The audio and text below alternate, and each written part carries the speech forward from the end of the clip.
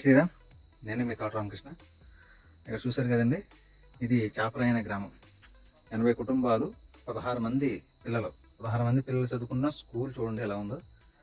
అటవీ ప్రాంతంలో ఇది ఇటు చూసినా కొండలండి. సరైన ఒక మాదిరి గ్రామం కూడా చుట్టుపక్కల లేదు. చాలా 20 ఇల్లులు, 30 ఇల్లులు తక్కువ ఉంటాయి, కుటుంబాలు కూడా ఎక్కువ ఉంటాయి. అలాగా మొత్తం మీద ఇక్కడ ఉన్న పరిస్థితి, మన అటవీ ప్రాంతంలో ఉన్న పరిస్థితి ఇలా ఉంది. ఈ గ్రామంలో మేము ఇక్కడ వారికి మా కార్యకర్తల ద్వారా 35 మంది తిరిగి హిందువులుగా మారారు. విదేశీ క్రైస్తవ మతం నుండి హిందువులుగా మారారు. వారికి చిన్న విగ్రహం ఏర్పాటు చేసి చిన్న గుడిలాగా అక్కడ వారికి పూజా విధానం నేర్పించి వారిని మళ్ళీ ఇంతకుముందు ఎలాగైతే వాళ్ళ పూర్వీకులు సనాతన హిందూ ధర్మాన్ని పాటించారో అలా పాటించడానికి, వాళ్ళకి కొన్ని వసతులు కల్పించడానికి నేను ఈ గ్రామం వచ్చాను.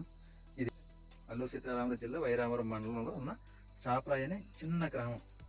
ఇది కుదిరితే ఇది ఎంత దూర ప్రాంతంలో, ఎంత కొండల మధ్యలో ఉన్నదో మీకు చూపించే ప్రయత్నం చేస్తాను. జై శ్రీరామ్.